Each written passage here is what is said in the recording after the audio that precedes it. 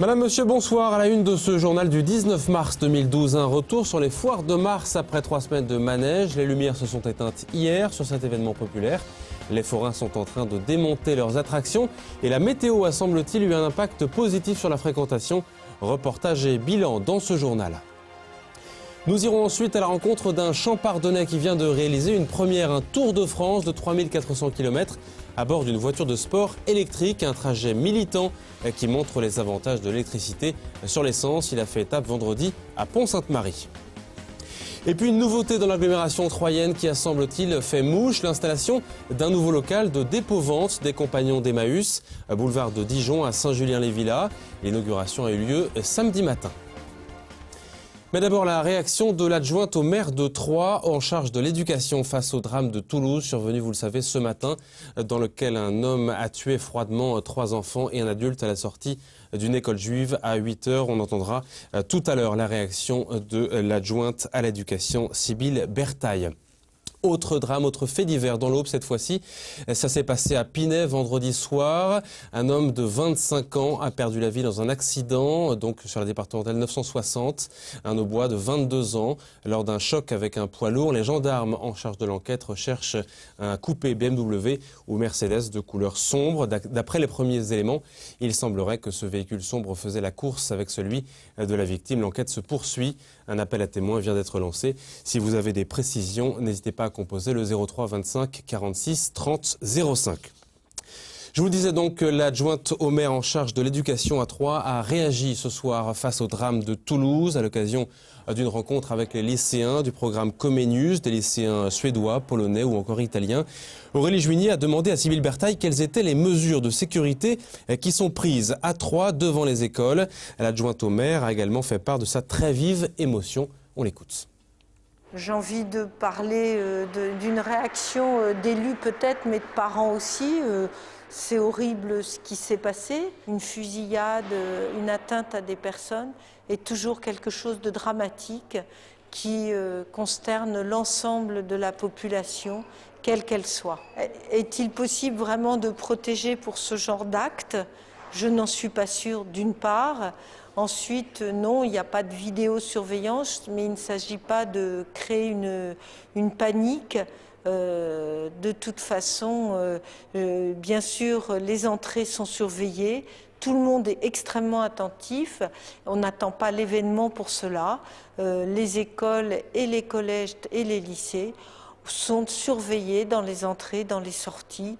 Et je pense qu'on ne peut pas remettre en cause, même quel que soit l'endroit, que ce soit à Toulouse ou ailleurs, sur ce genre de précautions. Dans un registre plus joyeux, on évoque à présent le clap de fin pour les foires de mars qui se sont terminées hier après 3 semaines de fêtes foraines. La version 2012 a, semble-t-il, attiré davantage de visiteurs. La météo a aidé. La charte entre les forains, la mairie de Troyes et les riverains a également eu un impact, semble-t-il, positif. Ce matin, les manèges étaient en train d'être démontés sur l'esplanade de l'Estrin.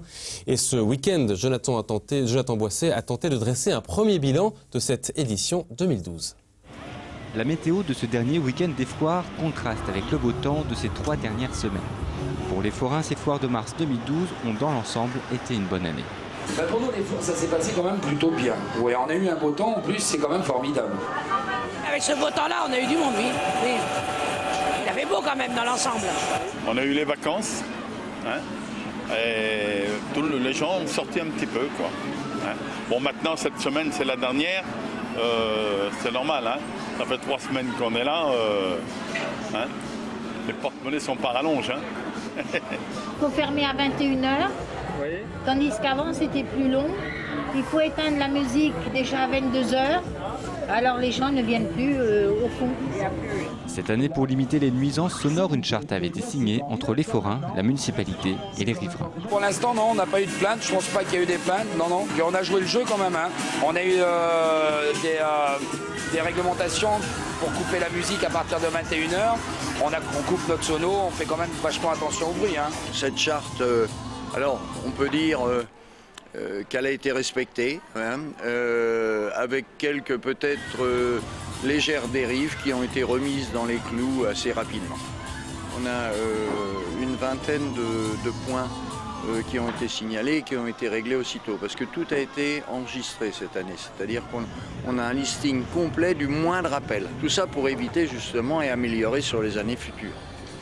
Les riverains, pour la plupart, disent bah oui, les foires c'est important et nous sommes heureux que ça ait lieu à cet endroit. Ça dure 3 semaines quand même. 3 semaines avec tous les soirs la musique, c'est un petit peu long quand vous êtes à côté. Et on le conçoit et puis satisfait parce que globalement, les Aubois sont venus à la foire, il y a eu beaucoup de monde. L'an dernier, 350 000 personnes ont foulé les allées du champ de foire. On estime cette année une hausse de la fréquentation de l'ordre de 20% et la météo a beaucoup aidé. À partir du moment où il ne pleut pas, on peut dire que c'est une bonne année. Parce que c'est vrai que quand il pleut, une journée de ratée, c'est une journée de perdue et on ne peut pas la rattraper. On est content et on espère que l'année prochaine, nous serons au même endroit surtout. Parce que j'ai entendu dire qu'ils voulaient nous déménager, nous amener ailleurs. On fait un peu trop de bruit. Reste encore à affiner les chiffres de fréquentation et les recettes avant de pouvoir tirer un bilan complet de ces foires 2012. En football, les Troyens ont manqué la victoire de peu vendredi soir à Metz après avoir mené au score jusqu'à la moitié de la seconde mi-temps. Les buts troyens ont été inscrits par Marcos à la 54e minute de jeu et puis Cáceres 10 minutes plus tard. Finalement, Metz, qui avait inscrit un premier but à la 17e, a égalisé sur pénalty à la 74e minute de jeu. Score final donc 2 buts partout. Les Stacks ramènent 1 point dans sa besace. Le classement, lui, ne change pas. Les hommes de Jean-Marc Furlan restent 4e avec 43 points, derrière Reims qui joue ce soir et qui totalise le même nombre de points. Écoutez les réactions d'après-match avec le coach troyen au micro de David Mutel. Il faut que les garçons retrouvent la fraîcheur, il faut que je retrouve mon effectif complet, que la concurrence, et on peut faire, parce qu'on peut faire mieux sur le plan du jeu offensif. Je sais qu'on sent qu'il y a pas mal de possibilités. On peut être plus fort sur le plan du jeu offensif, être plus efficace au moins. Voilà, beaucoup plus efficace compte tenu de nombreuses occasions. Mais c'est l'histoire aussi de 3 depuis 20 mois, quoi. Voilà. Et voilà, prochaine rencontre vendredi contre le 2e du championnat, Clermont, qui totalise 45 points. Alors que le prix de l'essence atteint en ce moment des records dans l'Aube et partout en France, 1,71 € pour le samplon 98 observé dans l'agglomération ces derniers jours, le Tour de France en voiture électrique d'un Champardonnais ne pouvait pas mieux tomber.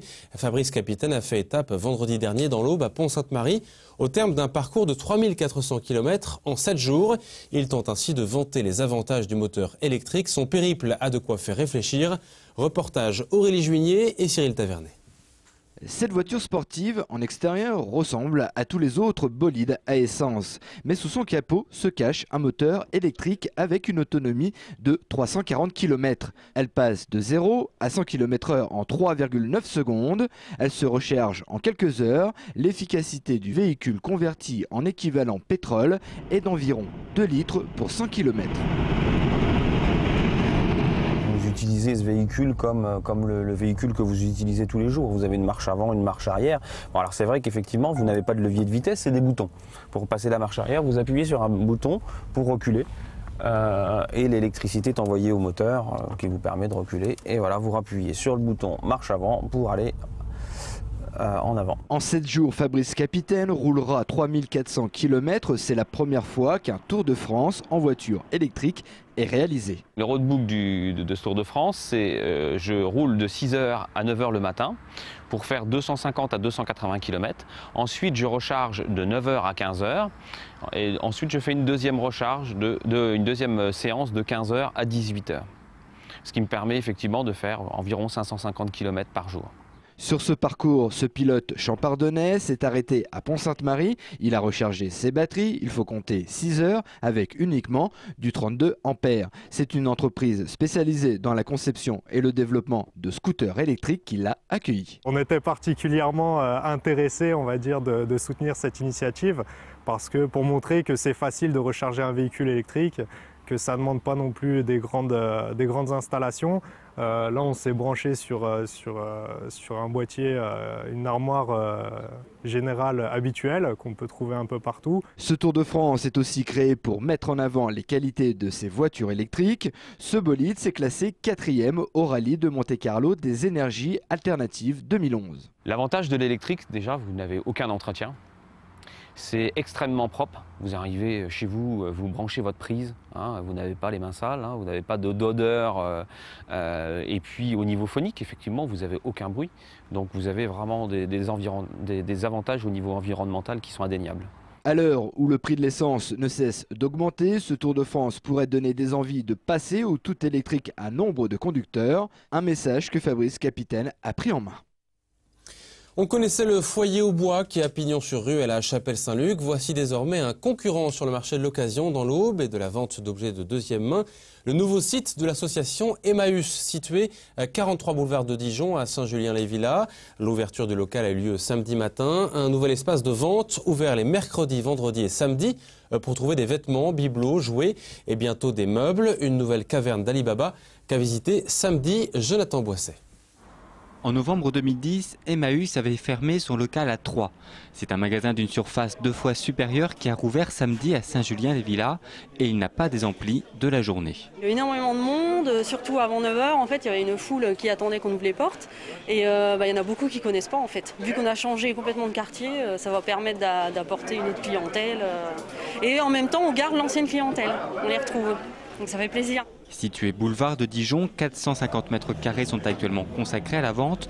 Le sous-sol sera aménagé pour vendre les meubles et l'électroménager, portant cette surface à 750 mètres carrés. Espace de vente pour les meubles, les meubles électroménagers, desservis par un monte-charge, donc relativement pratique. Un bel espace. Il y a 2 niveaux qui seront ouverts. Aujourd'hui, on a ouvert un premier niveau. Le deuxième niveau sera ouvert un peu plus tard, quand on aura les moyens de le faire. Et en fait, il y aura ici maintenant un camion pour effectuer des ramassages chez les particuliers. On va ramasser gratuitement ce qui peut être récupéré. Et puis ici, nous logeons aussi, ce qui est nouveau maintenant, 4 compagnons.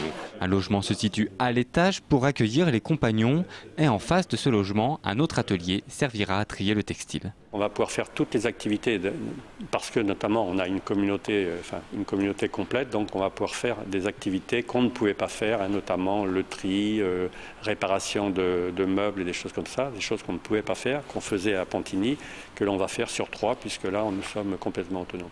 Et donc toutes les surfaces que nous avons vont nous permettre d'avoir des activités complètes. Une communauté qui fonctionne sous l'œil toujours bienveillant de l'abbé Pierre, son fondateur. Électroménager, livres, vêtements, bibelots, on trouve de tout.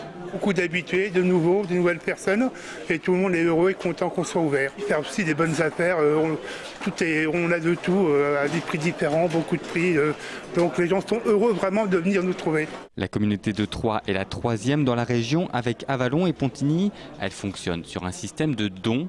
Si vous voulez vous débarrasser de certains objets, n'hésitez pas, ils pourraient être utiles à d'autres personnes. Et pour contacter le site, un numéro de téléphone, le 03 86 47 56 23. C'est la fin de ce journal. À suivre vos prévisions météo pour demain avec Sandra Durupt. Demain, on s'intéressera notamment à une usine de production d'ampoules située à Montier-Ramée qui souhaite exporter, qui souhaite vendre sa production en France et qui a du mal à y parvenir, vous verrez. Très belle soirée à tous et à demain.